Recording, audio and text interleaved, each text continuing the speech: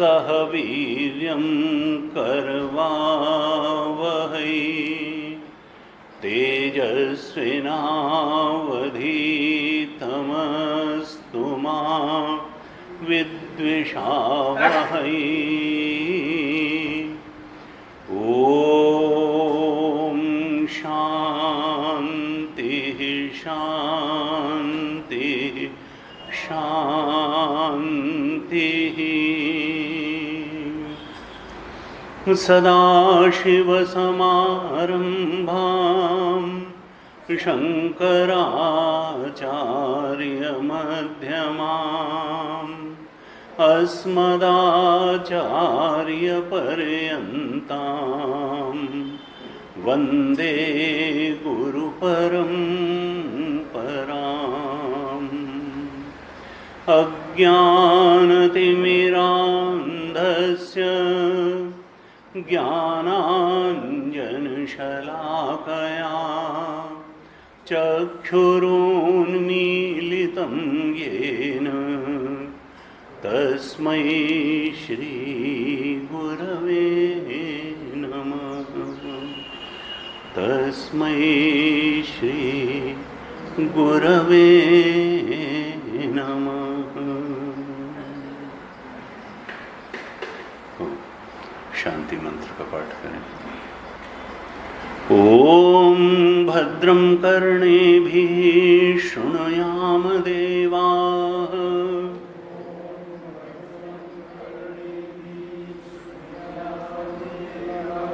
भद्रं पश्येमाक्षभिर्यजत्राः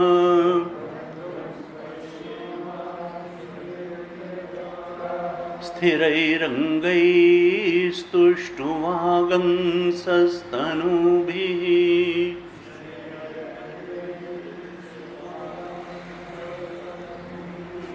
व्यशेम देवहितं यदायुः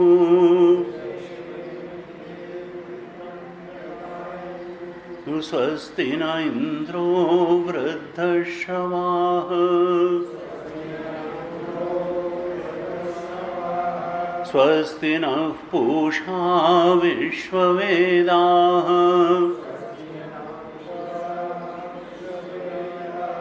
स्वस्ति नस्तार्क्ष्यो अरिष्टनेमिः स्वस्ति नो बृहस्पतिर्दधातु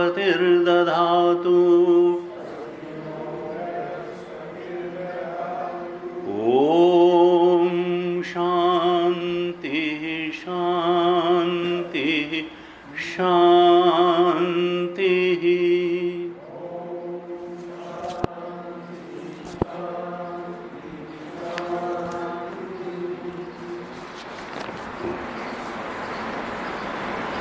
तीसरे मुंडक के पहले खंड के पहले मंत्र से पाठ करेंगे। 3-1-1।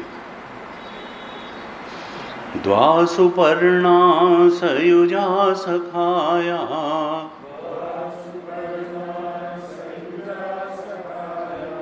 समानं वृक्षं परिषस्वजाते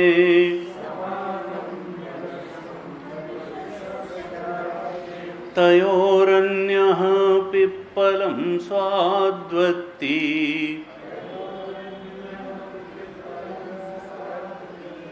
अनश्नन्नन्यो अभिचाकशीति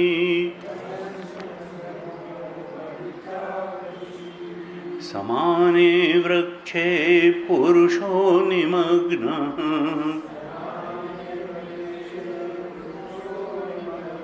अनीशया शोचति मुह्यमानः जुष्टं यदा पश्यत्यन्यमीशम्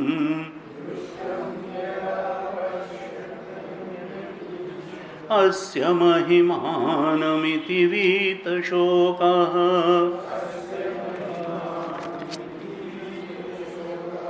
यदा पश्यते रुक्मवर्णम्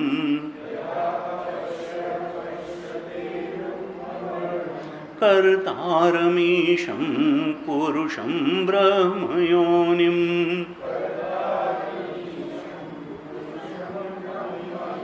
तदा विद्वान् पुण्यपापे विधूय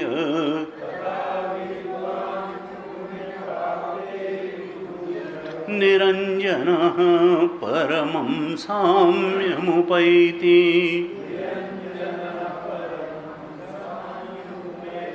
प्राणो ह्येषु यः सर्वभूतैर्विभाति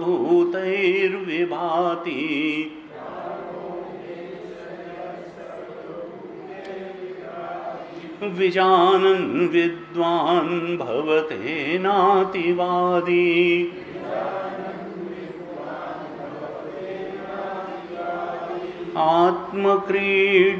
आत्मक्रीडात्मरतिः क्रियावान् एष ब्रह्मविदां वरिष्ठः सत्येन लभ्यस्तपसा ह्येष आत्मा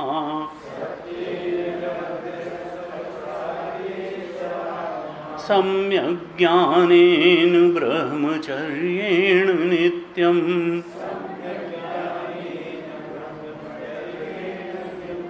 अन्तः शरीरे ज्योतिर्मयो हि शुभ्रः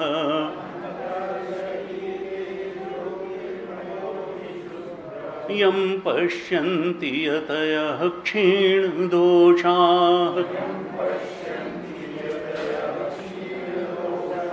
सत्यमेव जयते नानृतम् सत्येन पन्था विततो देवयानः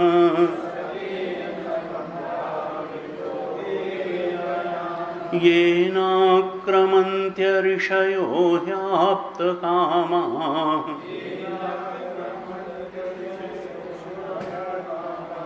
यत्र तत्सत्यस्य परमं निदानम्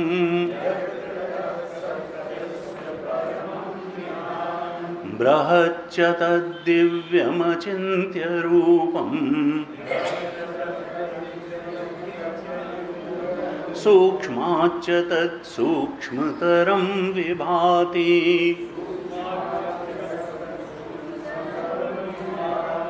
दूरात् सुदूरे तदिहान्तिके च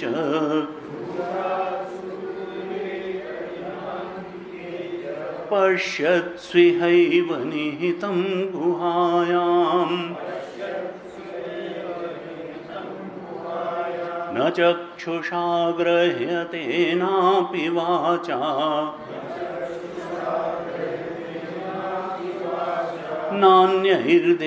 नान्यैर्देवैस्तपसा कर्मणा वा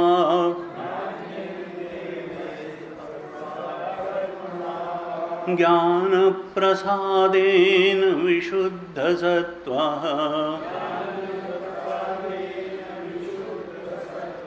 ततस्तु तं पश्यते निष्कलं ध्यायमानः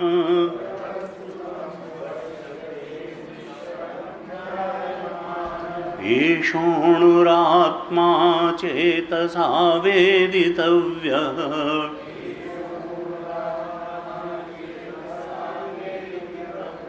यस्मिन् प्राणः पञ्चधा संविवेश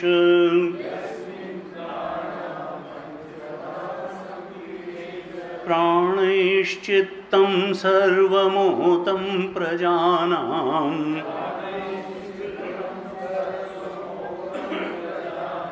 यस्मिन् विशुद्धे विभवत्येष आत्मा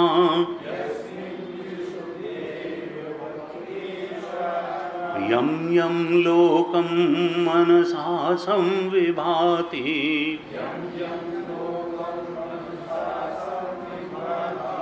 विशुद्धसत्त्वः कामयते यांश्च कामान्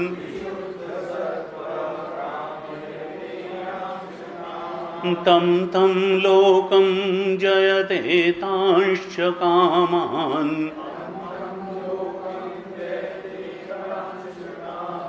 तस्मादात्मज्ञं ह्यर्चयेद्भूतिकामः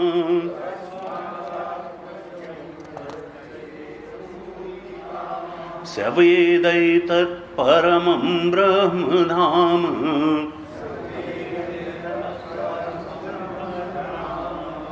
यत्र विश्वं निहितं भाति शुभ्रम् उपासते पुरुषं ह्यकामाः तेषु क्रमे तदतिवर्तन्ति धीराः कामान्यः कामयते मन्यमानः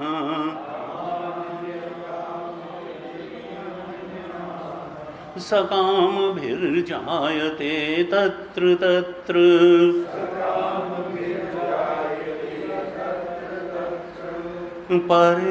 पर्याप्तकामस्य कृतात्मनस्तु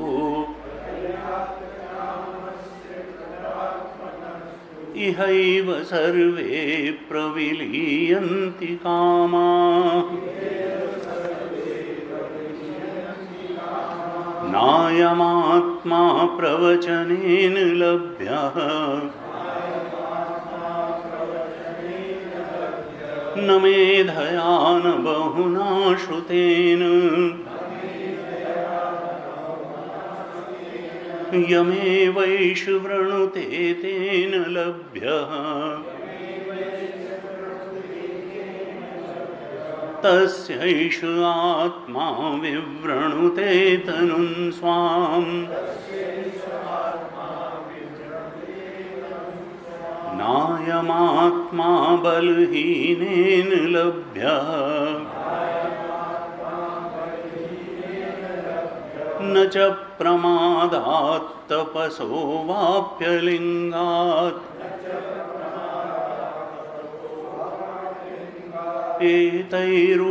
एतैरुपायैर्यतते यस्तु विद्वान् तस्यैष आत्मा विशते ब्रह्मधाम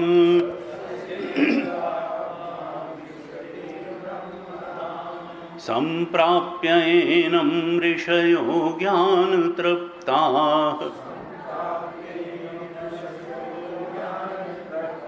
कृतात्मानो वीतरागाः प्रशान्ताः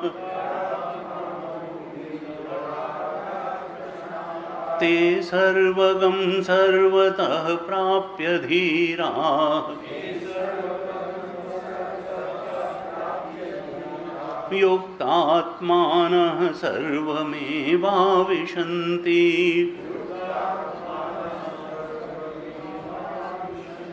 वेदान्तविज्ञानसुनिश्चितार्थाः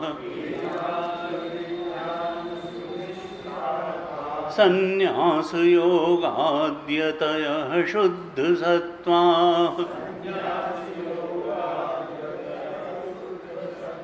ते ब्रह्मलोकेषु परान्तकाले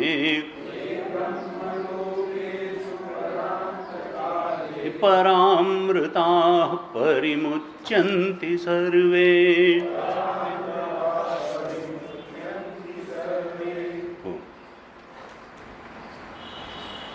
तीसरे और अंतिम मुंडक पर हम विचार कर रहे थे। श्रुति माता ने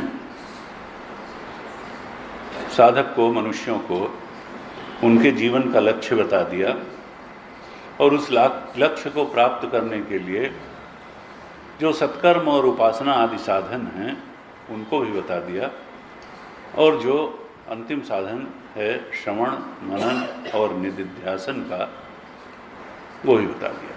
कर्म का महत्व भी बता दिया, उपासना का महत्व भी बता दिया और ज्ञान का महत्व भी बता दिया। अब तीसरे मुंडक में जो और थोड़े से सहकारी साधन हैं, जैसे सत्य का महत्व बता रहे हैं,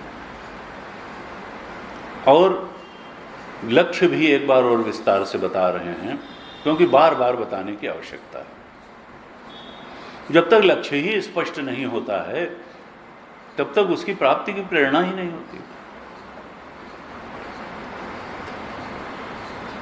गीता जी में बार बार भगवान ने कहा कि देखो, परम लक्ष्य अगर हूं तो मैं ही हूं, मेरे अलावा और कोई परम लक्ष्य हो ही नहीं सकता है जीवन का।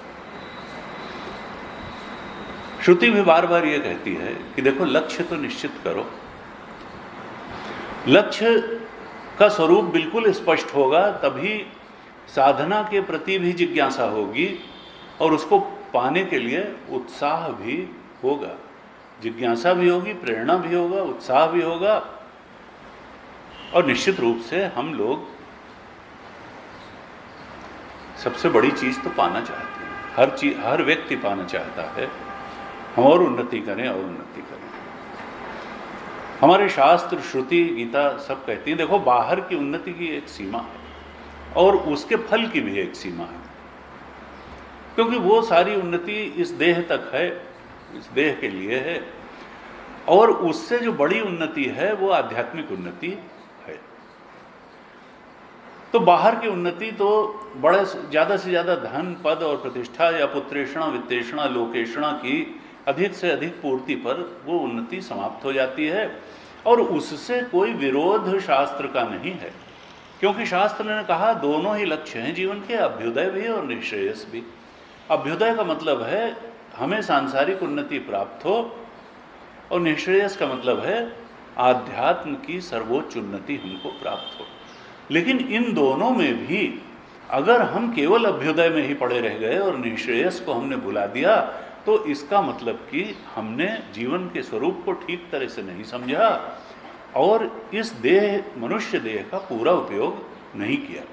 इसलिए कहा कि देखो, आध्यात्मिक उन्नति प्राप्त करना भी इस मनुष्य जीवन में हर मनुष्य की जिम्मेदारी है। अब पहले यह है कि आध्यात्मिक उन्नति है क्या, तो बड़ा वेग सा शब्द है। लोग कहते हैं भगवत प्राप्ति।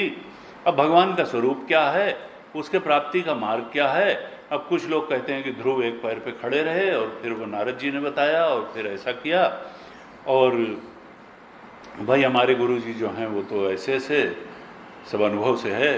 जैसे हमने कहा था, जंगलों में घूमते रहे, सुबोधान जी कहते थे भाई कभी किसी से पूछ लेते हैं अगर कि महाराज जी कहाँ पढ़े, तो उनके शिष्यों को बुरा लगता है। और शास्त्र हमारे साफ कहते हैं कि भाई देखो, गुरु की अनुकंपा के बिना ज्ञान नहीं होता। रामचरितमानस पे बिन गुरु होए न ज्ञान, हो ज्ञान की होए विराग बिन, चले कि जल बिनु नाव, कोटि जतन पच पच मरिए। तो मार्ग भी बिल्कुल स्पष्ट होना चाहिए, लक्ष्य भी बिल्कुल स्पष्ट होना चाहिए, और वो लक्ष्य गुरुदेव बार बार कहते हैं कि आत्म प्राप्ति का ही है। श्रुति भी कहती है, गीता भी कहती है कि वो अपने स्वरूप का ज्ञान है और स्वरूप का सच्चा ज्ञान है। केवल ये नहीं कि वो हमारा आत्मा है, वो इस समष्टि का अधिष्ठान है। अर्थात उस चेतना को जब तक ब्रह्म रूप में नहीं जाना, तब तक बात पूरी नहीं हुई। गीता जी में 11वें अध्याय के अंतिम श्लोक में भगवान ने कहा, मत कर्म कृत मत परमो मत भक्तः संगवर्जिता निर्वैरः सर्वभूतेषु यह समामेति पांडव।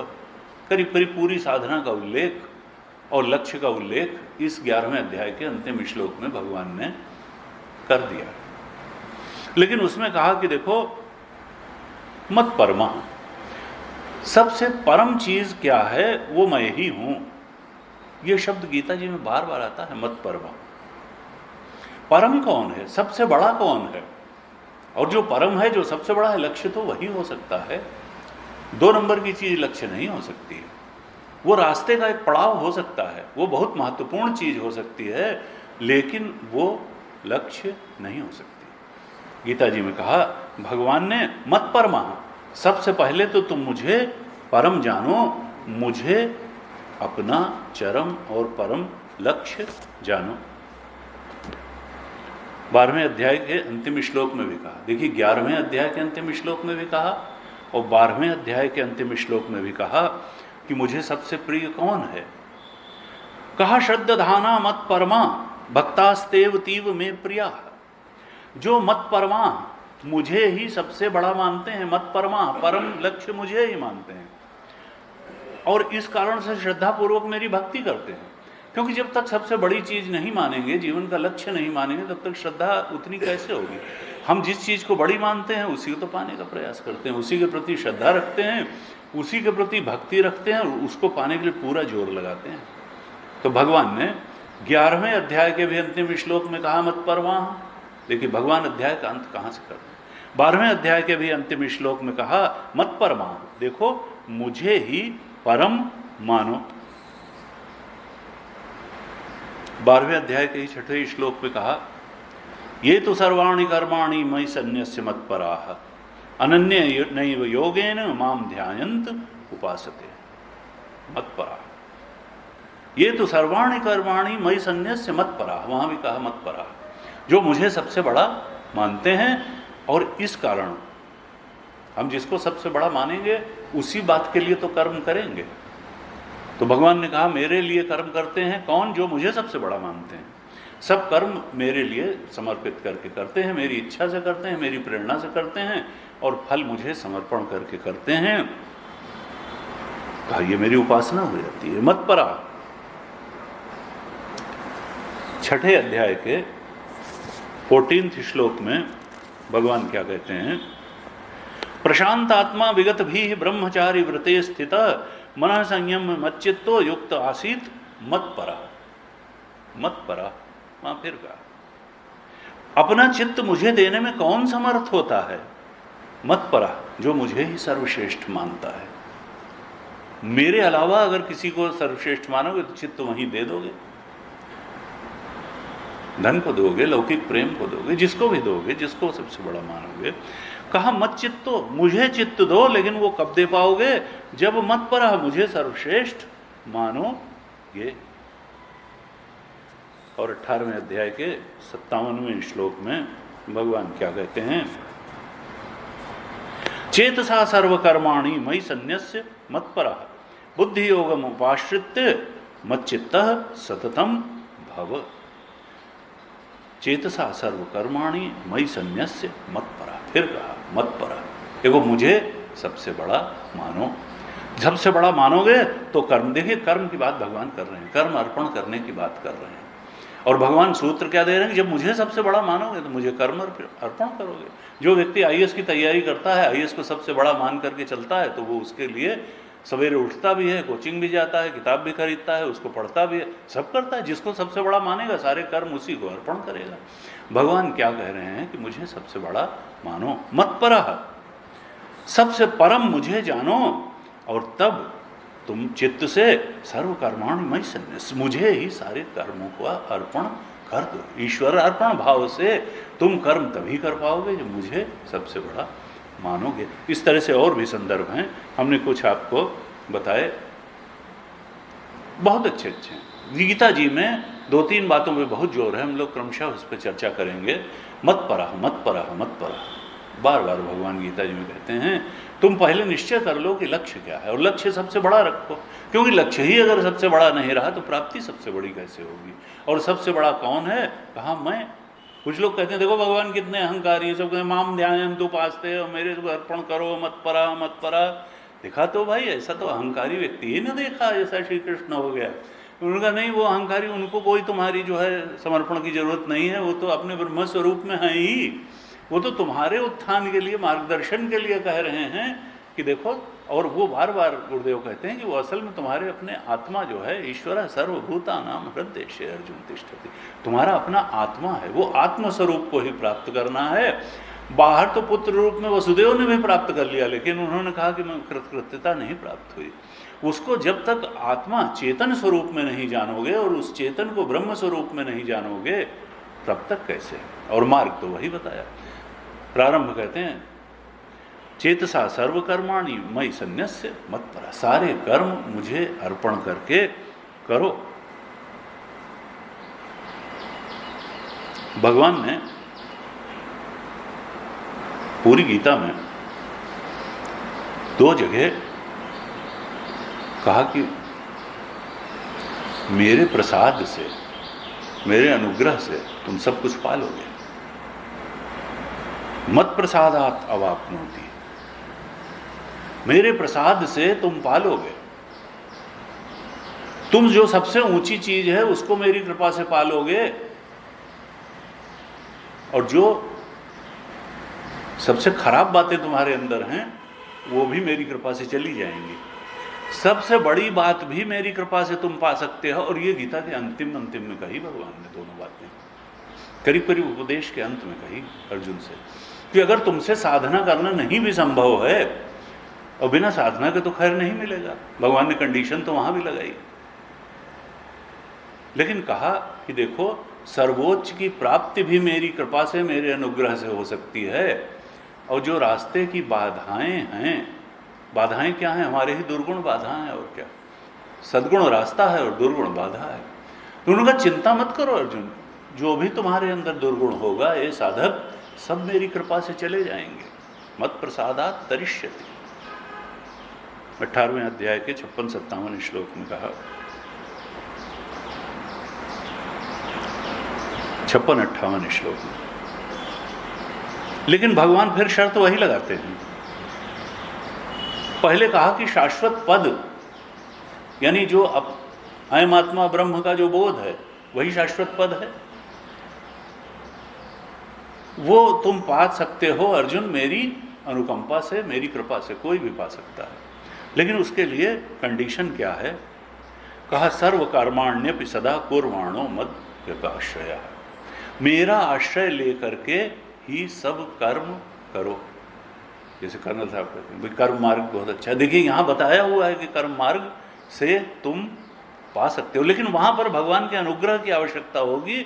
और फिर सारे कर्म जो है भगवान को अर्पण करके ईश्वर अर्पित बुद्धि से ही करने पड़ेंगे, ईश्वर की प्रेरणा से ही करने पड़ेंगे, और तब ईश्वर का अनुग्रह प्राप्त होगा। अगर हम अपनी इच्छाओं से प्रेरित कर्म ही करते रहेंगे, भगवान कहते हैं देखो तब मैं अनुग्रह नहीं करूंगा। फिर तुम कर्म के अनुसार फल पाओगे। इच्छा प्रेरित कर्म ही अगर करोगे तो फिर कर्म के अनुसार फल मिलेगा। भगवान ने कहा सर्व कर्माण्यपि सदा कुर्वाणो, सदा मद व्यपाश्रय, सारे कर्म सदा मेरे आश्रय को लेकर के करो तो मेरा अनुग्रह तुम पर बरसेगा, और इतना बरसेगा कि तुम सर्वोच्च की प्राप्ति केवल इसी मार्ग से कर लोगे। मत प्रसादात अवाप्नोति शाश्वतम पदम अव्ययम, वह जो अव्यय पद है, जो कभी मिलने के बाद जाता ही नहीं है, उसको तुम मेरे प्रसाद से, मेरे अनुग्रह से, मेरी कृपा से उस आत्म पद को, ब्रह्म पद को प्राप्त कर लोगे। लेकिन सर्व कर्माण्यपि सदा कुर्वाणो मद व्यपाश्रय। अब हो सकता है उनको लगा हो कि अर्जुन के मन में शंका आ रही है कि भाई हमारे अंदर तो बहुत सी कमियां हैं, विषादग्रस्त बैठे हुए हैं और जगह जगह आसक्ति है, तो कैसे ये बात एकदम से शाश्वत पद आपकी कृपा से कैसे मिलेगा? तो भगवान 58वें श्लोक में कहते हैं अगर तुम मत चित्ता होगे, अभी तुम संसार चित्ता हो, तुम इच्छा चित्ता हो, अभी तुम्हारे चित्त में इच्छा प्रेरित कर्म वाली स्थिति चल रही है, अगर तुम सर्व कर्माण्यपि सदा कुर्वाणो मद व्यपाश्रय हो गए, अर्थात मत चित्ता हो गए, मेरे स्मरण में रहते हुए कर्म करने का अभ्यास तुमको हो गया, तो सर्व दुर्गाणी मत प्रसादात तरिष्यति, जितने भी दुर्गुण होंगे मन में मेरी अनुकंपा से चले जाएंगे। दोनों बातें भगवान ने कही कि दुर्गुण भी मेरे प्रसाद से चले जाएंगे, लेकिन कंडीशन रखी मत चित्ता। अगर तुम मत चित्ता हो जाओ तो सारे दुर्गुणों से तुमको पार कराना मेरी जिम्मेदारी है, मेरे अनुग्रह से हो जाएगा। और अगर तुम सारे कर्मों को मेरे आश्रित होकर के करोगे तो शाश्वत और अव्यय पद भी तुम मेरे अनुग्रह से प्राप्त कर लोगे। यानी, और हमने जो पहली बात कही कि भगवान जो बार बार कहते हैं कि भाई देखो मत पर, पहले तो तुम ये मानो कि भगवान बड़ी चीज़ हैं, सबसे बड़ी चीज़ है भगवान, और फिर भगवान का अनुग्रह बड़ी चीज़ है, और तब भगवान के लिए कर्म करना, भगवान की प्रेरणा से कर्म करना, ये बड़ी चीज़ होगी। लक्ष्य का निर्धारण बिल्कुल स्पष्ट होना कि इस संसार की कोई भी अगर चीज़ है तो भगवान के बाद है। रामकृष्ण परमहंस कहते थे, देखो बगीचा बहुत अच्छा बनाया है भगवान ने, लेकिन बगीचे में इतने मुग्ध मत हो जाओ कि बगीचे के मालिक को भूल ही जाओ। ये भगवान का बगीचा है, बड़ी अच्छी अच्छी चीज़ें हैं यहाँ, लेकिन बनाने वाला इससे बहुत बड़ा है। इस बगीचे का मालिक बगीचे से बहुत बड़ा है। बगीचे में इतने मुग्ध मत हो जाओ कि मालिक को ही भूल जाओ। ऐसे जो है गीता जी में कहा। कुछ और बातें बड़ी अच्छी अच्छी मन में आती हैं, उनको हम आगे चर्चा करेंगे। यहाँ हमने दूसरे मंत्र तक चर्चा की थी, तीसरे मुंडक के पहले खंड के दूसरे मंत्र तक चर्चा की थी, जहां पर कि उस आत्म तत्व को दृष्टा पक्षी के रूप में बताया था। इस जीवात्मा को भोक्ता पक्षी बताया था और परमात्मा को दृष्टा पक्षी बताया था। द्वासुपर्णा सयुजा सखाया समानम वृक्षम परिशस्व जाते तयोरन्य पिप्पलम स्वादुवत्ति अनशनन्यो अभिचापशीति। पहले मंत्र में कहा था कि जो भोक्ता पक्षी है वो तो इस संसार के त्रिगुण के फलों को रस ले लेकर के खाता है और इस कारण से सुखी और दुखी होता है। फल अच्छा निकला, परिस्थिति अच्छी हो गई तो सुखी, और परिस्थिति विपरीत हो गई तो दुखी।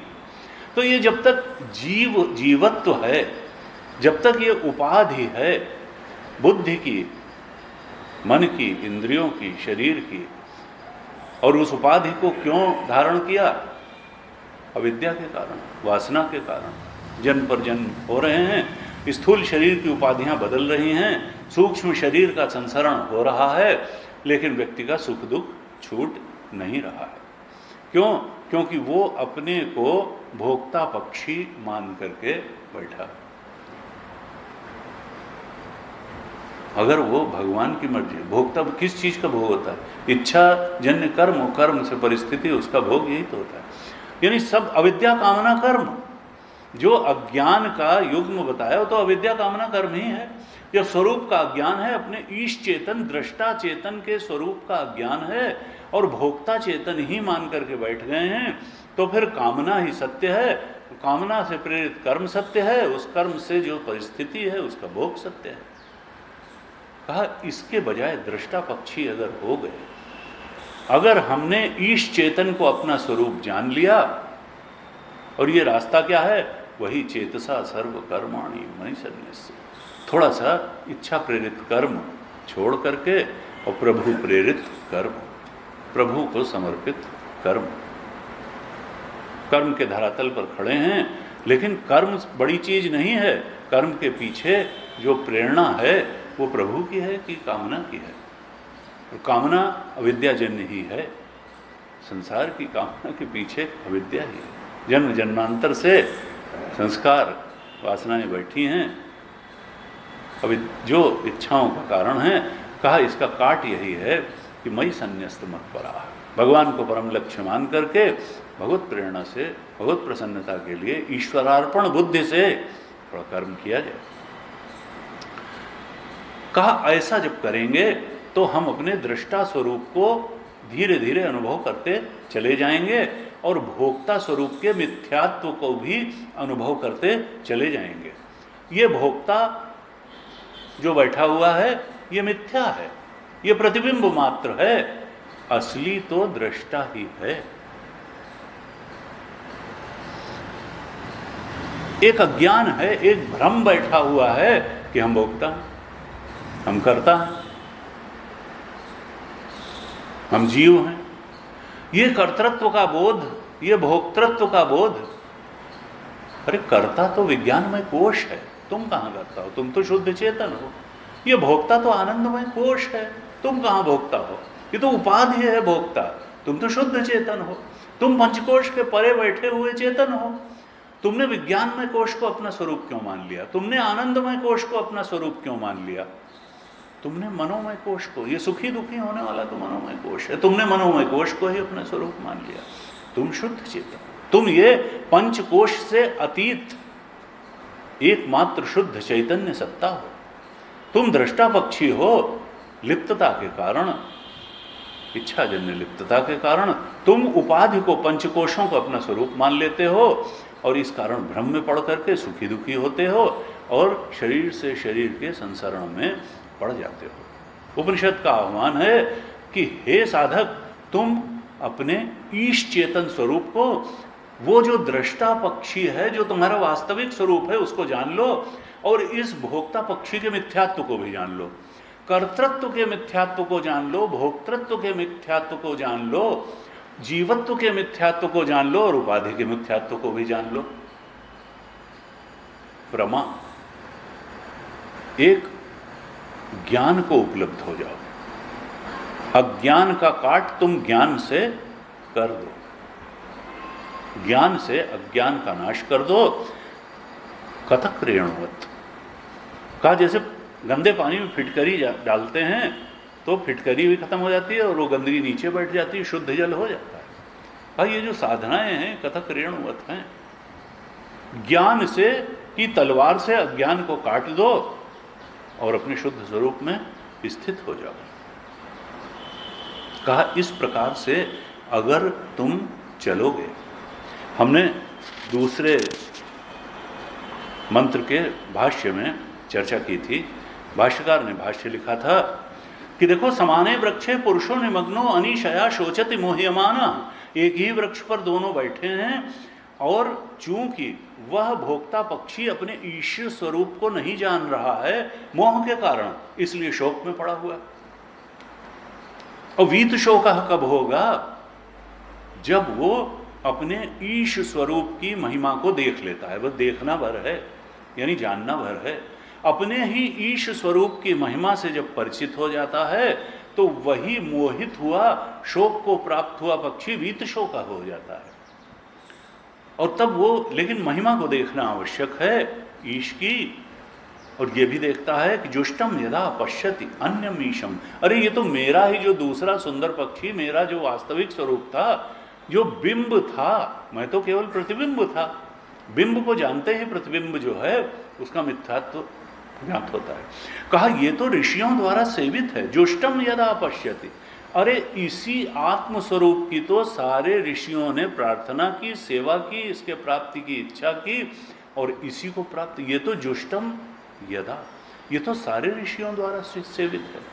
ये हमारा जो, जिसको हम टिमटिमाता हुआ एक छोटा सा चेतन समझ रहे थे, ये तो ईश चेतन निकला। ये तो बहुत बड़ी, ये तो सारे ऋषियों द्वारा सेवित है। जुष्टम, जब इस प्रकार से उसकी महिमा को देख लेता है कि अरे ये तो सर्वाधिष्ठान है, ये तो ईश्वर का भी अधिष्ठान है, जगत का भी अधिष्ठान है और सारे भूतों का अधिष्ठान है। इतनी महिमा में जब देख लेता है तब वीत शोका हो जाता है। फिर डर की कोई बात नहीं हो जाती, क्योंकि डर दूसरे से लगता है। जब लगता है अरे दूसरा तो मिथ्या है, ये उपाधि में मिथ्या है, दूसरे उपाधि ही मिथ्या है, जगत की उपाधि में मिथ्या है, ये शरीरों की उपाधि में मिथ्या है, सत्य क्या है? वही सच्चिदानंद आत्मा। कहा इस प्रकार से वीत शोका हो जाता है। कहीं मरना नहीं है, कहीं जीना नहीं है। आनंद का सागर है वो, राम जी आनंद के सागर हैं।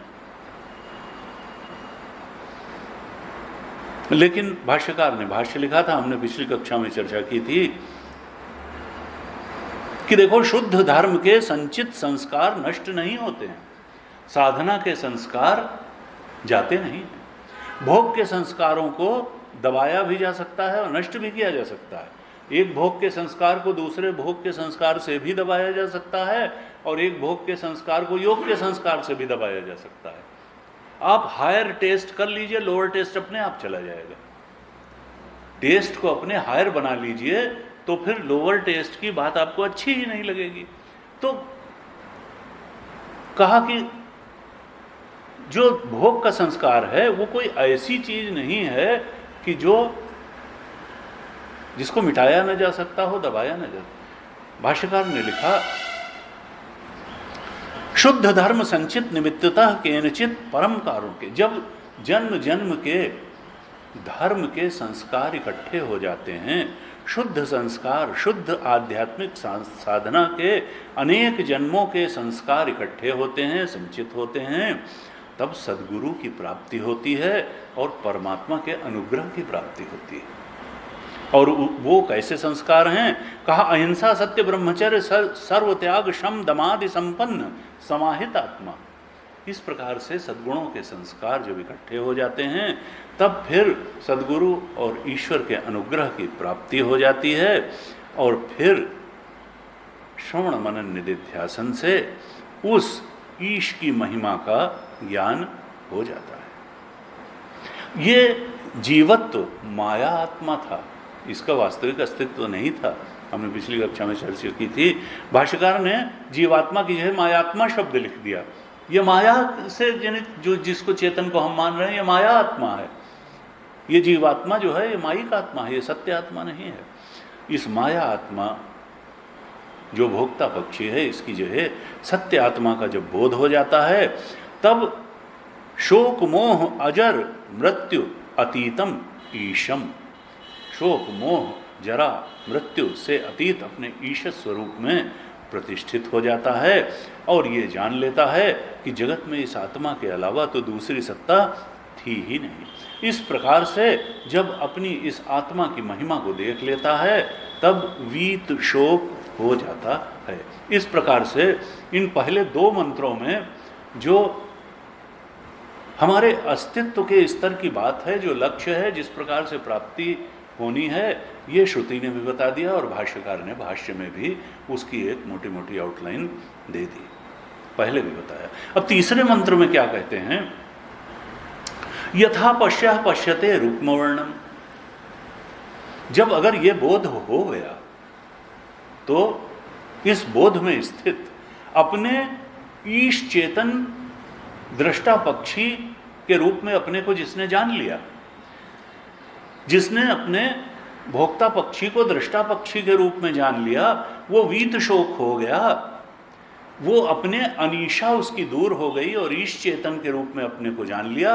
अब वो न शोक करता है, न शोचति न मोहमाना भयति, शोक नहीं करता, मोह नहीं करता है। सद्गुरु का अनुग्रह प्राप्त करके वो अध्यात्म के मार्ग पर चल पड़ा और उस तत्व को उसने देख लिया जो महान साधकों और योगियों द्वारा सेवित है, जुष्टम है। अब वही उसका रमण स्थान बन गया। आनंद में ही तो रमण करना है, वो स्वरूपानंद में रमण कर रहा है, आत्मानंद में रमण कर रहा है, ब्रह्मानंद में रमण कर रहा है। और उसने ये भी देख लिया कि विषयानंद भी आत्मानंद से अलग कोई अलग बात थी ही नहीं। कोई भी बात उस आत्मानंद से अलग, उस आत्मा से अलग कोई चीज़ नहीं थी। अच्छाई बुराई सब उस पर आधारित थी, क्योंकि सत्य तो वही था। कहा इसकी महिमा को देख करके वो वीत शोक हो जाता है। कहा अपने को जो ज्ञाता करता भोक्ता समझने का बंधन था, जो मूल बंधन था, अपने को कर्ता समझ रहा था, भोक्ता समझ रहा था, ज्ञाता समझ रहा था, जीव समझ रहा था। क्यों समझ रहा था? स्वरूप के अज्ञान से, वो आसक्ति, वो ममत्व इच्छाओं से उसकी दूर हो जाती है और ऐसे उस अपने ईश चेतन के स्वरूप के बोध में स्थित, अपने दृष्टा चेतन के बोध में स्थित जो साधक हो गया, उसी को तीसरे मंत्र में श्रुति कहती हैं पश्यः। ऐसे उस ईश चेतन के बोध में स्थित साधक को, अब तो वो सिद्ध हो गया, ज्ञानी हो गया, विद्वान हो गया, विद्वान हो गया, वो साधक अब विद्वान साधक हो गया, ज्ञानी हो गया। उसका नाम तीसरे मंत्र में श्रुति ने दिया पश्यः, देखने वाला, विद्वान। यदा पश्यः पश्यते रुक्मवर्णम। जब वो विद्वान साधक जो अपने ईश चेतन में प्रतिष्ठित हो गया, अपने दृष्टा स्वरूप को जान गया, सत्य में प्रतिष्ठित हो गया, जब वो देखता है, क्या देखता है? रुक्म वर्णम। रुक्म वर्णम का अर्थ क्या है? रुक्म का अर्थ होता है सोना। और हमारे यहाँ एक क्या कहते हैं कि सोना जो है उसकी चमक कभी जाती नहीं। स्वयं ज्योतित होता है। सोने की चमक किसी दूसरे से ली हुई नहीं होती है। इसी प्रकार से जो आत्मदेव हैं उनकी चमक किसी की उधार ली हुई नहीं है। हमने पहले मंत्र आए उपनिषद में, उन्होंने कहा कि देखो ये शरीर अगर जीवंत चेतन लगता है तो क्यों लगता है? क्योंकि इसमें प्राण है, प्राण नहीं रहेंगे तुम्हें। और ये इंद्रियां जो हैं ये चेतन लगती हैं क्योंकि इनके पीछे भी एक शक्ति है। किसकी? मन की शक्ति है। मन चेतन लगता है, बुद्धि की शक्ति है। बुद्धि चेतन लगती है क्योंकि आत्मा की शक्ति है। लेकिन आत्मा क्यों चेतन? उसके पीछे किसकी शक्ति है? कहा वो स्वयं शक्तिमान है, स्वयं प्रकाश है। आत्मा की प्रकाशमानता, उसकी ज्योति स्वरूपता किसी की उधार ली हुई नहीं है। वो स्वयं ज्योतित है, वो स्वयं प्रकाश है। रुक्म वर्णम, वो आत्मा क्या है? जैसे सोने की चमक उधार ली नहीं है, उसकी अपनी है, इसी प्रकार से उस आत्मा की चमक अपनी है, उसकी चेतना अपनी है, वो किसी और की चेतना से चेतनवान नहीं है। कहा वो जो विद्वान साधक है, जो दृष्टा ईश चेतन के बोध में स्थित हो गया, वो फिर क्या देखता है? रुक्म वर्णम, वो स्वयं ज्योतित चेतन आत्मा को देख लेता है और उसका पसारा भी देख लेता है।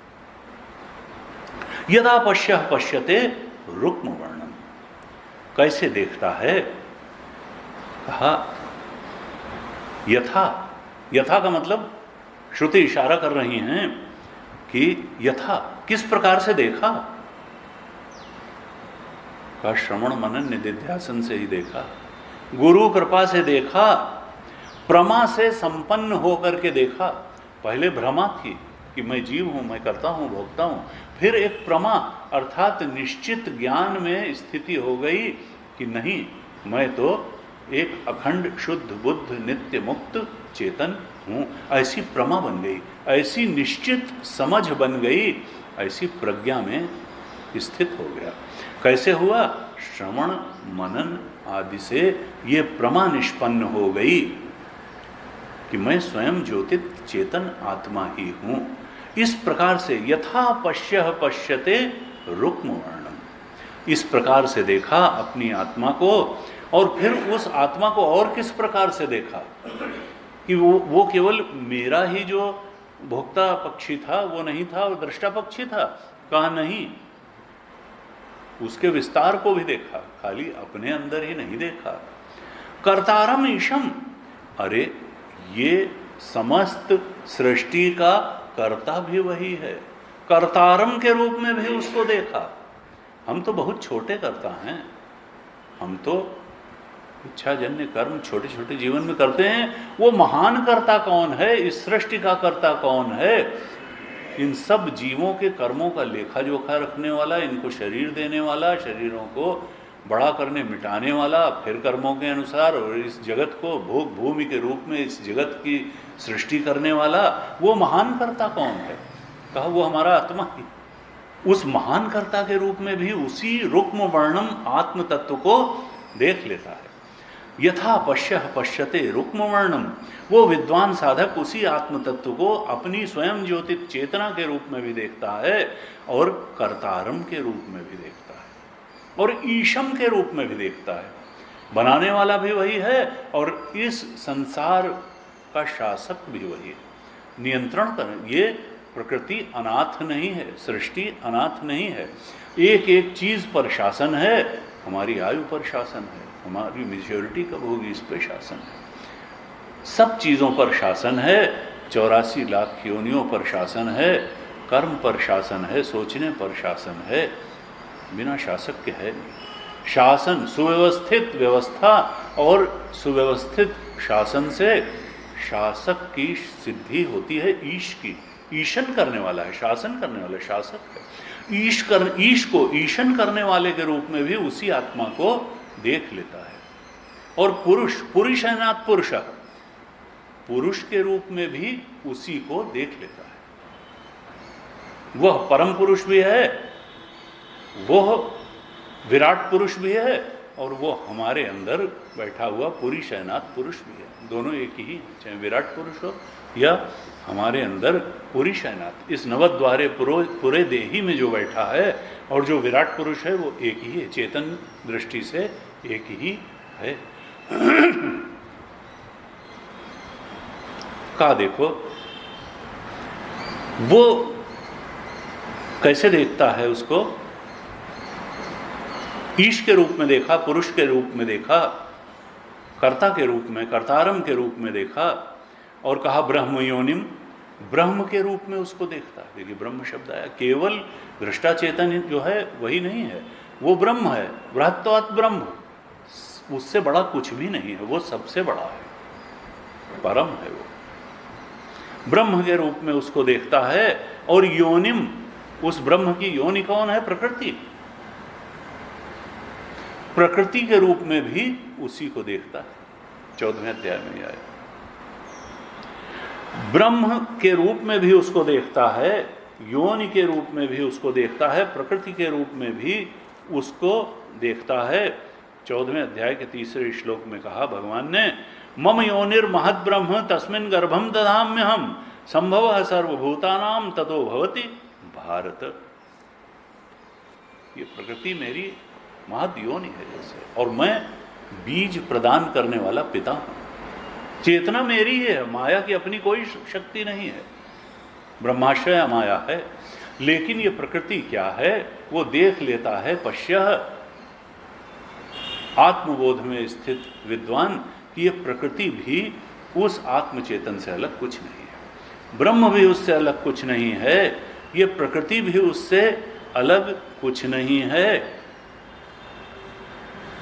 कहा ऐसा जब देख लेता है, तदा विद्वान पुण्य पापे विधूय। देखो ये पुण्य और पाप जब तक कर्ता भोक्ता जीव है तभी तक है। सदिच्छा होगी, सत्कर्म होगा तो पुण्य का जनक होगा, और जब खराब इच्छा होगी, खराब कर्म होगा तो पाप का जनक हो जाएगा। ये पाप और पुण्य इच्छा जन कर्म से, अच्छे कर्म बुरे कर्म से होते हैं, उसके पीछे अच्छी इच्छा खराब इच्छा होती है, और उसके मूल में तो अज्ञान है, अविद्या है। अगर अविद्या ही चली गई, संस्कार चले गए, वासनाएं चली गई, दैवी प्रेरणा से कर्म हो रहे हैं, भगवान को समर्पित भगवान की प्रेरणा से ही अब कर्म हो रहे हैं, दैवी सामर्थ्य से हो रहे हैं, तो फिर अब कहाँ का पुण्य और कहाँ का पाप? अब पुण्य और पाप तो उसको घेरेगा ही नहीं, वो सब तो जल गए, क्योंकि पुण्य और पाप एकत्रित करने वाला जो भोक्ता पक्षी था वही नहीं रहा, जीव ही नहीं रहा, कर्ता भोक्ता ही जब नहीं रहा तो अब पुण्य पाप का सृजन होगा नहीं, और जो पुराने थे वो नष्ट हो गए, विधुई वो जल गए। ज्ञानाग्नि सर्वकर्माणि भस्मसात् कुरुते तथा। कहा ये जो है सारे कर्म ही जल गए, क्योंकि जब अविद्या ही जल गई तो कामना भी जल गई, और उससे होने वाले, अविद्या कामना से होने वाले अच्छे बुरे कर्म, अब उनका कोई प्रभाव नहीं रहा और पुराने जल गए। तदा विद्वान पुण्य पापे विधूय, दोनों का त्याग करके, दोनों को पुण्य पाप को जला करके कैसा हो जाता है वो? निरंजन, अब कोई कलुष रही नहीं गया, कोई कालिमा अंजन रही नहीं गई, काजल नहीं रह गया, कोई कालिख नहीं रह गई, बिल्कुल विशुद्ध निर्मल, गंगा जी के जल की तरह निर्मल हो गया, मन बिल्कुल शुद्ध हो गया। तदा विद्वान पुण्य पापे विधूय निरंजन, अंजन कोई नहीं रह गया, निरंजन हो गया, परमम साम्य मुपैति। अब इसका परिणाम क्या हुआ कि वो उस परम सत्य से, उस आत्मा से साम्य को प्राप्त हो गया, अर्थात वही हो गया, अद्वैत स्थिति प्राप्त हो गई, भोक्ता पक्षी रही नहीं गया, दृष्टा पक्षी ही रह गया।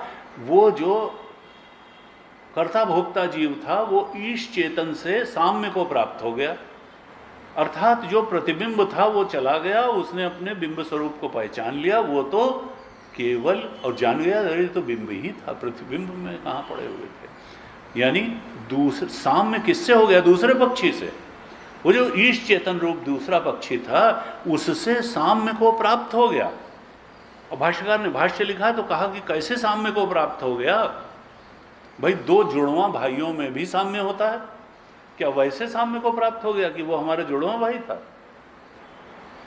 कहा नहीं, वो तो अर्वांची इव, वो जो था द्वैत विषयाणी साम्य अन्यतः अर्वांची इव। कहा वो तो एक निम्न स्तर का साम्य होता है जो दो भौतिक समान वस्तुओं में साम्य होता है, जुड़वा भाइयों में, आइडेंटिकल ट्विंस में साम्य होता है, वैसा साम्य नहीं।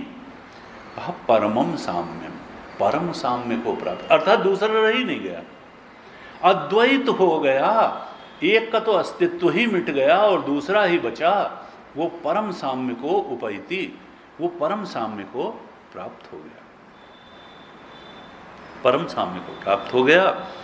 कहा कि देखो क्या कहना चाहता है तीसरा मंत्र, कि देखो जो योनिम अर्थात प्रकृति है, जो जीव है, जो ईश्वर है, जो पुरुष है, जो कर्तारम है, सब का सब ब्रह्म ही है, आत्मा ही है, आत्मा के अलावा कुछ नहीं है। सब आरोपण है, प्रतीति है, अध्यास है, उसमें जो सत्य है वो ब्रह्म ही है, आत्म तत्व ही है। असल में उसके अलावा वास्तव में तत्वतः दूसरी कोई चीज नहीं है, दूसरी उपाधियां जो हैं वो आरोपण मात्र हैं, दूसरी कोई तात्विक दृष्टि से दूसरी वस्तु नहीं है। कहा जब ये अनुभव कर लेता है, पश्य वो विद्वान साधक जब इस प्रकार से अनुभव कर लेता है, बस तब परमम साम्यम उपैति, परम साम्य को प्राप्त कर लेता है। और यही तो भगवान कहते हैं, मुझे ही पालो, वही पाना है, वही परम लक्ष्य है, वही सर्वश्रेष्ठ स्थिति है। कहा ये अनुभव जब करता है तो पुण्य पापे विधूय निरंजना, सारे दोष दुर्गुण चले जाते हैं और परम लक्ष्य की प्राप्ति, दूसरे पक्षी की प्राप्ति हो जाती है, अद्वैत सिद्धि हो जाती है। कहा देखो संसार में लोग सोचते हैं कि एक चीज मिल जाए, सुख सुख मिलता रहे, दुख न मिले, पुण्य पुण्य होता रहे, पाप न हो। ना ना, देखो जब तक ये मन है, ये द्वंद्वात्मक है जगत, यहाँ कुछ पुण्य होगा तो पाप भी हो जाएगा, यहाँ सुख मिलेगा दुख भी मिल जाएगा।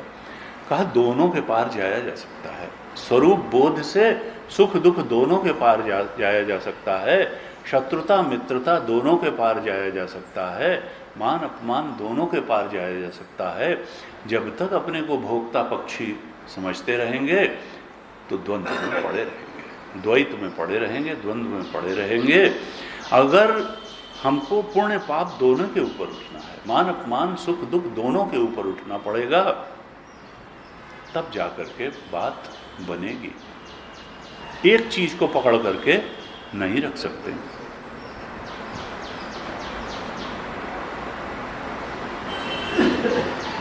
हम सोचेंगे एक ही चीज, अखंड, हमारे यहाँ बहुत से संत हुए जो गृहस्थ जीवन जीने के बाद में जो है फिर संतत्व में, अखंडानंद जी महाराज भी उसमें 30 वर्ष की आयु में उन्होंने संन्यास लिया स्वामी ब्रह्मानंद से, जो बद्रीनाथ के शंकराचार्य थे। उनका देखो तो वो लोग कई बार गृहस्थ जीवन के दृष्टांत देते, वो कहते देखो अगर कोई सोचता है कि ब्याह भी हो जाए और झगड़ा भी ना हो पति पत्नी में, तो ये कैसे हो सकता है, वो तो होगा ही होगा।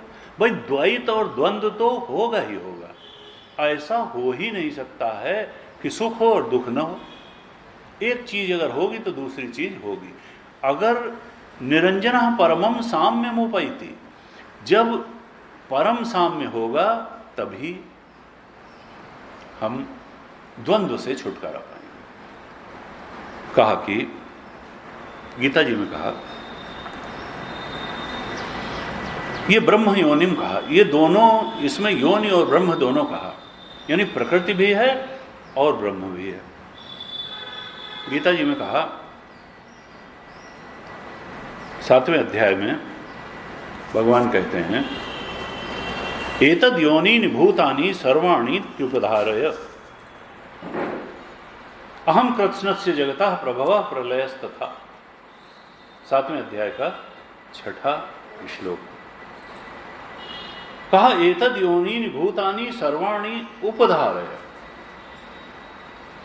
ये दोनों जो मेरी प्रकृतियां हैं, परा प्रकृति भी और अपरा प्रकृति भी, असल में ये मैं नहीं हूं, ये मेरी हैं। ये तो मेरी हैं। जो मेरा होता है वो मैं थोड़े होता है। एतद् योनीनि भूतानि सर्वाणि उपधारय। अर्जुन तुम ऐसा जानो कि ये जो परा और अपरा प्रकृतियां हैं ये मेरी हैं, मैं ही इनका कारण हूं। और अहम कृत्स्नस्य जगतः प्रभवः प्रलयस्तथा, इस सारे जगत की उत्पत्ति और विनाश का कारण मैं ही हूं। लेकिन ये मेरा खेल चलता कैसे है? परा प्रकृति और अपरा प्रकृति से। परा प्रकृति क्या है? ये जीव ही परा प्रकृति है। ये प्रकृति कहा इसको गीता में, जीव ही परा प्रकृति है। और जो अष्टधा प्रकृति कहा, भूमिरापो नलो वायो खम मनो बुद्धिरेव च अहंकार इतीयम में भिन्ना प्रकृति अष्टधा। कहा ये जो पंचभूत हैं और जो मन बुद्धि अहंकार है, ये 8 मिलकर के मेरी अपरा प्रकृति हैं, जिससे कि मनुष्य का या प्राणियों का सूक्ष्म शरीर स्थूल शरीर बन जाता है। और उसमें जो चेतन है यानी भोक्ता चेतन है वो मेरी परा प्रकृति है। ये परा प्रकृति अपरा प्रकृति में भटकती घूम रही है। सोचिए कैसे जो है, यानी जो चेतन है वो जड़ के पीछे परेशान है। संसार तो जड़ है, तमोगुण से बना हुआ है और हम हैं चेतन। ये अजीब खेल है कि चेतन जो है वो जड़ के पीछे भाग रहा है। लगता है कि जड़ को पा करके चेतन बड़ा सुखी हो जाएगा। वो जड़ को कैसे? तुम चेतन हो, तुम परम चेतन को पा करके तो सुखी हो सकते हो, जड़ को पाके कहां से सुखी हो जाओ? तुम्हारी स्थिति तो भोक्ता पक्षी में भी उस संसार से ऊपर है। तुम तो चेतन हो, तुम कहां जो है संसार का नोट जो है वो तुम्हारे प्रति कोई लॉयल्टी नहीं रखता और तुम तो उसके पीछे पड़े हो। नोट जानता ही नहीं कि हमारा मालिक कौन है और तुम उसी के ही पीछे पड़े हुए हो। वो घर जानता ही नहीं कि मेरा मालिक कौन है। जो रहने लगेगा वो उसी को कहेगा हाँ ठीक है, और तुम उसके पीछे पड़े हो। कहा देखो ये कैसा मजाक है कि जो चेतन है परा प्रकृति अपरा प्रकृति के पीछे पड़ करके और सोचती है कि हम परम सुखी हो जाएंगे, कृतकृत्य हो जाएंगे। अरे वो जिसकी ये परा प्रकृति है भगवान, उसको अगर पाले तो जीव जो है परम सुख को जरूर पा सकता है। ये कहा कि परमम साम्य मुपैति, उसको पा करके तो हम सर्वोच्च को प्राप्त कर सकते हैं। भगवान ने कहा गीता में भी, मत्तः परतरम नान्यत् किंचिद अस्ति धनंजय।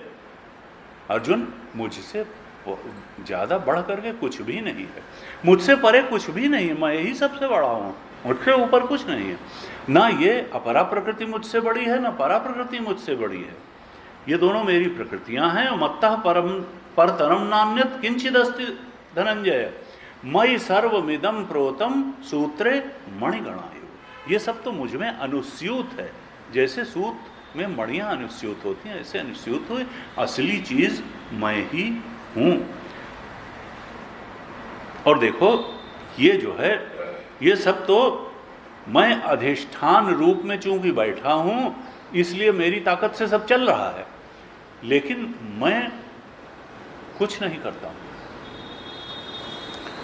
कहा न कर्तृत्व न कर्माणि लोकस्य सृजति प्रभु न कर्म फल संयोगम स्वभावस्तु प्रवर्तते। मैं न तो किसी के कर्मों का सृजन करता हूं, न कर्तृत्व का उसमें सृजन करता हूं, न कर्म के लिए उत्तरदायी हूं, न उनके कर्तृत्व के जीवत्व के लिए उत्तरदायी हूं, न मैं उनके कर्मफल का कोई संयोग मिलाता हूं, न कर्म स्वभावस्तु। ये तो ऑटोमेटिक फंक्शनिंग ऑफ नेचर है जो चल रही है। कर्म प्रधान विश्व रचि राखा जो जस करे सो तस फल चाखा। कहा स्वभावस्तु प्रवर्तते, ये स्वभाव से ऐसा एक नियम बना हुआ है जिसमें ये जीव कर्म करता है और कर्म के अनुसार फल पा जाता है। उसने कहा, भगवान कहते हैं कि मैं किसी का न पाप लेता हूं न पुण्य लेता हूं। नादत्ते कस्यचित पापम न चैव सुकृतम विभो। मैं किसी का पाप नहीं खाता हूं न पुण्य खाता हूं। अज्ञानेन आवृतम ज्ञानम तेन मोहयन्ति जन्तवः। अज्ञान से यह ज्ञान ढका हुआ है और उस मोह के कारण ये जीव इच्छाजन्य कर्मों में फंसे हुए हैं, कर्मजन्य परिस्थितियों में फंसे हैं, उसके फल भोग में फंसे हैं। अज्ञानेन आवृतम ज्ञानम तेन मोहयन्ति जन्तवः। मोह में पड़े हुए का उपाय क्या है? मुझे पाना ही उपाय है, क्योंकि मुझसे बढ़ करके कुछ नहीं है। अज्ञान की निवृत्ति आवश्यक है, ये गीता भी कहती है और ये उपनिषद भी कहते हैं। प्रकृति या त्रिगुण भगवान की सत्ता के बिना अपने को प्रकट भी नहीं कर सकते। वो उनकी कोई सत्ता नहीं, भगवान की सत्ता के बिना। इस संसार की कोई सत्ता नहीं है, इस जीव की कोई सत्ता नहीं है, किसी की कोई सत्ता नहीं है अगर भगवान की सत्ता अधिष्ठान। जासु सत्यता ते जड़ माया भास सत्यव मोह सहाया। उन्हीं की सत्ता से चीजें सत्तावान हैं। कहा देखो ये जो प्रकृति है ये चेतन के बिना रह नहीं सकती है, इसलिए चेतन को ईश की संज्ञा दी गई। कहते हैं कि देखो ये जीव ईश स्वरूप को पहचान करके शुद्ध चैतन्य स्वरूप में प्रतिष्ठित हो जाता है, तो क्या ईश्वर हो जाता है? इस पर बड़ा विचार हुआ।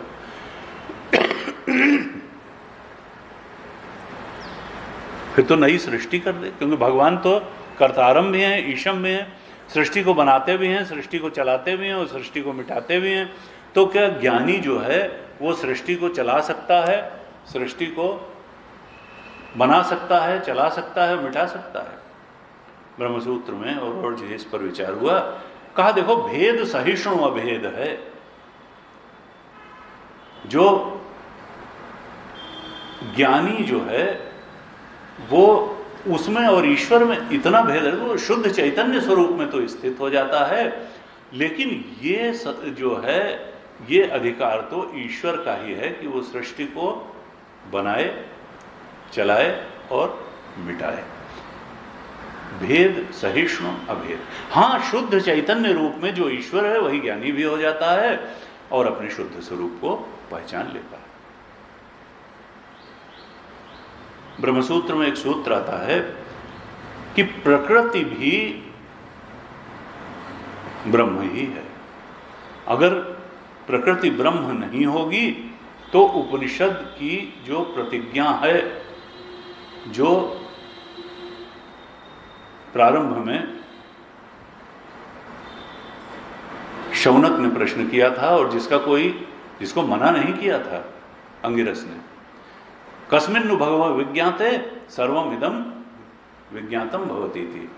कौन सा एक तत्व है जिसको जानने से सब कुछ जाना हुआ हो जाता है?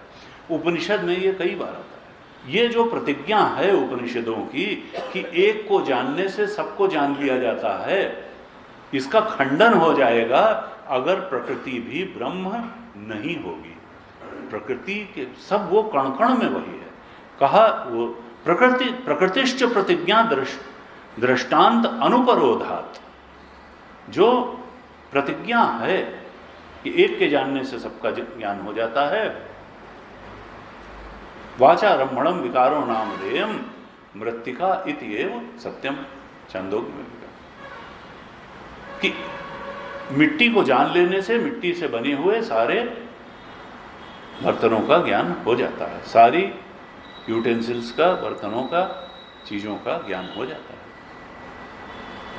इसका मतलब ये वाचे, ये नाम रूप मात्र है। उस तत्व तो सच्चिदानंद ही है, अस्थि भांति प्रियम वही है, बाकी सब नाम रूप का आरोपण है। थोड़े समय के लिए उसमें एक रूप आ गया, उसको एक नाम दे दिया, बस। कहा तत्व वही है, सच्चिदानंद वही है, अस्थि भांति प्रियम वही है, नाम रूप। इसलिए प्रकृतिश्च प्रतिज्ञा दृष्टांत अनुपरोधात। ये जो प्रतिज्ञा है कि एक के जानने से सबका ज्ञान हो जाता है, ये तो फिर गलत हो जाएगी अगर प्रकृति ब्रह्म नहीं होगी। तो प्रकृति भी ब्रह्म ही है, कर्तार ब्रह्म है, ईशम ब्रह्म है, परम साम्य को प्राप्त हो जाता है। इस प्रकार से तीसरे मंत्र में उस ज्ञानी की थोड़ी महिमा भी बताई और उसके अद्वैत का बोध का स्वरूप क्या है ये बताया। अब चौथे मंत्र में तो पूरी तरह से ज्ञानी की महिमा बताते हैं। ज्ञानी का बोध क्या है, ज्ञानी का व्यवहार क्या है, ज्ञानी करता क्या है, ज्ञानी की दृष्टि क्या है, ये चौथे मंत्र में बता रहे हैं। क्या कहते हैं? प्राणो ही एष यह सर्वभूतैर्विभाति विजानन विद्वान भवते नातिवादी आत्मक्रीडा आत्मरति क्रियावान एष ब्रह्मविदाम वरिष्ठ। कहा प्राणो ही एष यह सर्वभूतैर्विभाति। ये जो ज्ञानी है, ऐशा, ऐशा का मतलब जिसको अभी जो पश्य रूपवर्णम हो गया, पश्य हो गया, विद्वान साधक हो गया, ज्ञानी हो गया, वह ज्ञानी प्राणो ही ऐशा, वो उसने प्राण के स्वरूप को कैसा जाना? हम तो समझते हैं भाई प्राण हमारे अंदर हैं, जब तक प्राण हैं तब तक ये है, जब भाई प्राण चले जाएंगे तो ले सब शरीर पड़ा है वो तो चले गए। कहा ये कैसा है? ये प्राण के किस स्वरूप को जानता है? भाष्यकार ने भाष्य लिखा, किंच यो अयम प्राणस्य प्राणः पर ईश्वरः। ये जो प्राण का भी प्राण है उसको जानता है। प्राण का प्राण कौन है? आत्मा। ये प्राण को भी आत्मा के रूप में जानता है, ये सब कुछ को आत्मा के रूप में। प्राण से प्राण केनोपनिषद में आया मंत्र, चक्षुषश्च चक्षु पश्यन्ति धीरा। कहा जो कान का कान है, जो आंख की आंख है, जो प्राण का प्राण। ये प्राण को किस प्रकार से जानता है? ये प्राण के भी प्राण को जान लेता है, अर्थात प्राण को भी सत्ता देने वाला जो आत्म तत्व है उसको यह ज्ञानी जान लेता है। और क्या जानता है? सर्वभूतों को किस रूप में जानता है? वो इस रूप में जानता है कि ये जो आत्मदेव हैं सर्वभूतैर विभाति, सर्वभूतों के रूप में यह आत्मदेव ही भासमान है। ये जो भूत अनेकता में अलग अलग और अनेक दिखाई दे रहे हैं, ज्ञानी का बोध क्या है? ये प्राण भी आत्मा है और ये जो सर्वभूत हैं, पृथ्वी, जल, अग्नि, वायु, आकाश और इनके सूक्ष्म और स्थूल रूप से बने हुए ये जो तमाम जगत और शरीरों की उपाधियां हैं, ये सब इनके रूप में वह आत्मदेव ही भासित हो रहे हैं, भासमान है। सर्वभूतैर्विभाति, वह आत्मदेव ही सारे भूतों के रूप में विभाव्यमान हैं, वही प्रकट हैं, वही विद्यमान हैं। वह परमेश्वर, वह प्राणों का प्राण जो परमेश्वर है, वही सर्वभूतों के रूप में विद्यमान है। कहा विजानन विद्वान। ऐसा जानने के बाद जो विजानन है, विद्वान है, ऐसा जानने वाले को ही श्रुति विद्वान कह रही है। पश्या रूपवर्णम जो है, ऐसा जानने वाला जो विद्वान है, जो बोध प्राप्त ज्ञानी है, उसका व्यवहार कैसा होता है? कहा ना अतिवादी, बढ़ चढ़ करके बातें नहीं करता है, अतिवादी नहीं होता है। जितना जहां बोलना है वहां बोलता है, एग्जैगरेट नहीं करता, शेख ही नहीं बगाड़ता। अधजल गगरी छलका। हमारे यहाँ जो कम जानता है वो ज्यादा बोलता है, ज्यादा जानता है कम बोलता है। कहा नातिवादी, ऐसा जो विद्वान है वो अतिवादी नहीं होता है। दूसरे शब्दों में गीता जी वाली बात ही कहना चाहते हैं कि वासुदेव सर्वमिति समहात्मा सुदुर्लभ। जो सब कुछ को कृष्ण रूप ही जानता है, वासुदेव रूप ही जानता है, समहात्मा सुदुर्लभ, वो महात्मा सुदुर्लभ है, और वास्तव में वही महात्मा है, वही ज्ञानी है, वही बोध प्राप्त संत है जो जानता है कि सत्ता तो केवल एक की ही है, उस आत्म तत्व की ही सत्ता है जिसका वर्णन उपनिषद कर रहे हैं। वो परमात्म सत्ता ही है, सारे भूतों के रूप में वही है, प्राणों का प्राण वही है। और ऐसा जान करके वो जो विद्वान है, भवते न अतिवादी, वो अतिवाद नहीं करता है। फिर करता क्या है? क्या उदास हो गए जब दूसरा है ही नहीं?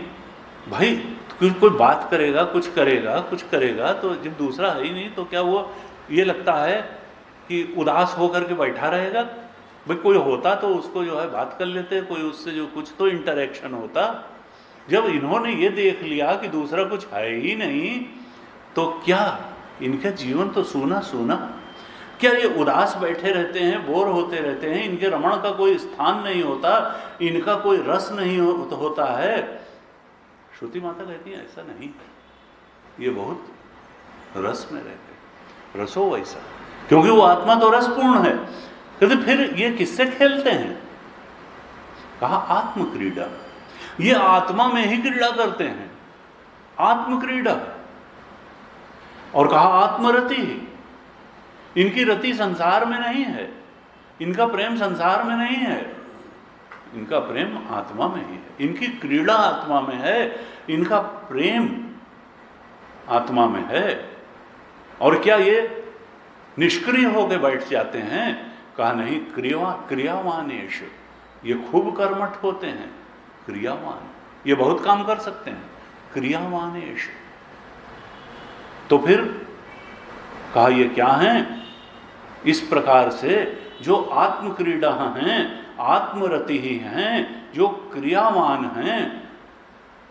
कहा वो कैसे हैं? कहा वो ब्रह्मविदाम वरिष्ठा हैं, ये ब्रह्मविदों में सबसे श्रेष्ठ हैं, सबसे श्रेष्ठ है। क्यों? कहा भाष्यकार ने भाष्य लिखा तो कहा कि आत्मक्रीड़ा का मतलब क्या है और आत्मरति का अर्थ क्या है?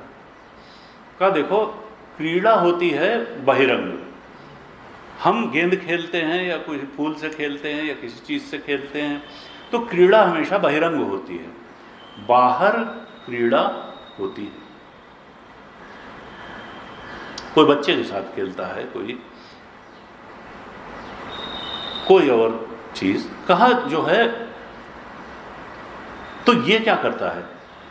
पुत्र दारादि के साथ कहा कि किंच आत्म क्रीड़ा आत्मनि एव च क्रीड़ा क्रीडन यस्य न अन्यत्र पुत्र दारादिषु सा आत्म क्रीड़ा। ये तो पुत्र दारा, पुत्र स्त्री आदि के साथ क्रीड़ा करता दिखाई नहीं देता है, तो फिर कैसे क्रीड़ा करता है? कहा किंच आत्म क्रीड़ा आत्मनि एव च क्रीड़ा क्रीडन, ये तो आत्मा के साथ ही क्रीड़ा करता है। कैसे क्रीड़ा करेगा? कहा भाई जब इसने ये जान लिया, इसको ऐसा ज्ञान हो गया कि ये बुद्धि तो मिथ्या थी, बुद्धि मिथ्या थी, तो फिर बुद्धि में जो ज्ञान हुआ, क्योंकि अज्ञान तो बुद्धि में ही था, तो ज्ञान भी बुद्धि में ही होगा। आत्मा तो सच्चिदानंद स्वरूप है, आत्मा को तो ज्ञान की कोई जरूरत है नहीं, वो तो हमेशा से ज्ञान स्वरूप ही है। जब प्रमा हुई, इसको श्रवण मनन निधिध्यासन से इसने जान लिया कि बुद्धि जो है मिथ्या है, और तब ये प्रमा तो बुद्धि में ही होगी, तो क्या ये भी जानेगा कि ये बुद्धि में से जो प्रमा हुई ये भी मिथ्या है? बुद्धि भी मिथ्या है, प्रमा भी मिथ्या है। का नहीं, देखो बाधित रूप से शरीर भी चलता रहता है, ऐसा नहीं है कि ज्ञान होने के बाद ज्ञानी को साधु असाधु का अंतर नहीं समझ में आता, मीठे कड़ुए का अंतर नहीं समझ में आता है, अच्छे बुरे का अंतर नहीं समझ में आता, ऐसी बात नहीं। बाधित वृत्ति से बुद्धि भी काम करती रहती है, प्रमा होने के ये जानता रहता है कि बुद्धि मिथ्या है, और प्रमा की भी कोई आवश्यकता नहीं रह गई जब आत्मबोध हो गया लेकिन फिर भी बुद्धि भी बाधित वृत्ति से बुद्धि भी रहती है, बुद्धि में सत्य का ज्ञान भी रहता है और कर्मशीलता भी रहती है। जो ज्ञानी है उसकी बुद्धि प्रमा वाली है, हालांकि बाधित है। वो जानता है कि ये सत्य वत्य नहीं है, बुद्धि उपाधि सत्य नहीं है, और प्रमा की भी उसको कोई, अब इसीलिए कहा ब्रह्माकार वृत्ति सत्य का ज्ञान करा करके है तो वृत्ति ही, तो वो भी लीन हो जाती है और ज्ञानी अपने सत्य स्वरूप में प्रतिष्ठित हो जाता है। प्रमाता, प्रमा भी है, वो बुद्धि भी है जिसमें प्रमा उत्पन्न हुई है, और बाधित वृत्ति से प्रमाता भी है। नहीं तो वो अपने को कैसे जानेगा, दूसरे को दूसरा तो जानेगा, तब तो इंटरेक्ट करेगा। तो कहा देखो बुद्धि भी ज्ञानी के पास रहती है, गुरु जी कहते हैं बल्कि ज्यादा बुद्धि रहती है, यद्यपि आभास रूप में, बाधित रूप में ही रहती है। बुद्धि में ज्ञान भी रहता है बाधित रूप में, और बुद्धि वाला भी रहता है, ज्ञान वाला भी, प्रमाता भी रहता है, प्रमा भी रहती है, प्रमाता भी रहता है और बुद्धि भी रहती है, लेकिन सब बाधित रूप में। वो जानता रहता है कि सत्य नहीं है, ये बाधित रूप से है, शरीर पर्यंत ये रहेगा, कर्म ये काम लेने के टूल्स रह जाते हैं, इक्विपमेंट रह जाते हैं। कहा आत्म क्रीड़ा, वो वास्तव में रसानुभूति आत्मा में ही करता है, वहीं क्रीड़ा करता है। और आत्मरति, भाष्यकार ने भाष्य लिखा, कहा रति अंतरंग होती है, यानी जरूरी नहीं है कि हम जिससे प्रेम करें उससे हमेशा मिलें ही, उससे बात ही करें, उसके साथ खेलें कूदें जो भी। कहा रति का मतलब होता है प्रेम, वो मन में होता है, रति मन में होती है और क्रीड़ा बाहर होती है। कहा उसके मन में आत्मरति भी है और आत्म क्रीड़ा भी है, और क्रियावान एष, वो क्रिया करता भी दिखाई देता है, श्रवण ध्यान आदि करता भी दिखाई देता है, सत्संग करता दिखाई देता है, साधना की क्रियाओं में रहता हुआ भी दिखाई देता है, और लोक संग्रह के कर्म करता हुआ भी दिखाई देता है। गुरुदेव कहते थे हमारे यहाँ पंडितों ने बड़ा नुकसान किया जिन्होंने कहा कि ज्ञानी जो है वो सब कुछ छोड़ करके बैठ जाएगा, वो समाज के हित के लिए कुछ करेगा नहीं। यद्यपि दोनों चीजें हैं, ऐसा नहीं है, उसके लिए कोई बाध्यता भी नहीं है कि वो कर्म करे ही, ये तो ईश्वरीय प्रेरणा है। तपोजी महाराज ने कोई आश्रम नहीं बनाया, कोई शिष्य नहीं बना, इसका मतलब ये नहीं है कि उनका बोध जो है कहीं से कमजोर था और गुरुदेव ने इतना काम किया। तो कहा कि देखो, गुरु जी कहते थे कि देखो ये नहीं देखना चाहिए कि कर्मासक्त होगा तभी ज्ञानी होगा। ज्ञानी का मतलब ये नहीं है कि वो बहुत सारे शिष्य बनाए, बहुत सारे आश्रम बनाए। ऐसे भी ज्ञानी हुए जिन्होंने आश्रम बनाया, न कोई शिष्य बनाया, न कुछ ऐसा विशेष कर्म किया, वो अपने आत्म ज्ञान में ही रत रहे, लेकिन उनसे भी प्रकृति में बहुत लाभ है। तो कर्मासक्त नहीं होगा लेकिन क्रियावान होगा, उसकी उपस्थिति मात्र से, उसके सदचिंतन से भी प्रभाव पड़ेगा और बाहर के कर्मों से तो प्रभाव पड़ेगा। कहा ऐसा जो विद्वान है जो अतिवादी नहीं होता। भाष्यकार ने कहा अतिवादी क्यों नहीं होता है, क्योंकि उसकी दृष्टि में कोई पराया है ही नहीं। हम अतिवादी किसी को दबा करके अपनी बात मनवाने के चक्कर में कब पड़ते हैं, जब लगता है ये दूसरा है और हम इसकी बात दूसरी है और हमारी बात दूसरी है। जब परायापन है ही नहीं तो किसको दबाएं और किसको जो है बताएं कि नहीं तुम्हारी बात कमजोर है और हमारी बात। कहा अतिवादी नहीं होता, बढ़ बढ़ करके बातें नहीं करता है। क्योंकि गुरु जी कहते हैं इसका मतलब ये भी नहीं है कि अगर कोई गलत बात कर रहा है तो उसका खंडन नहीं करेगा। शंकराचार्य जी ने भी गलत बहुत शास्त्रार्थ किए, खंडन किया, तो ये भी नहीं है, लेकिन वो किसी को दबाने के लिए और अपनी बात को जमाने के लिए अतिवादी नहीं होगा। हाँ, सुधार की दृष्टि से, सत्य की प्रतिष्ठा की दृष्टि से वो अपनी बात अवश्य कहेगा, वो अतिवाद नहीं है, लेकिन दूसरे को दबा करके नहीं कहेगा। इस प्रकार से ये चौथे मंत्र में ज्ञानी की महिमा बताई। कहा वो शास्त्रोक्त प्रमा वाला होता है, वो जानता है कि हमारी बुद्धि भी मिथ्या है, उपाधियां सब मिथ्या हैं और सत्य तो सच्चिदानंद स्वरूप परमात्मा ही है। आज ओम पूर्णमदः पूर्णमिदं पूर्णात् पूर्णमुदच्यते पूर्णस्य पूर्णमादाय पूर्णमेवावशिष्यते। ॐ शान्तिः शान्तिः शान्तिः। हरिः ॐ श्रीगुरुभ्यो नमः। हरिः ॐ।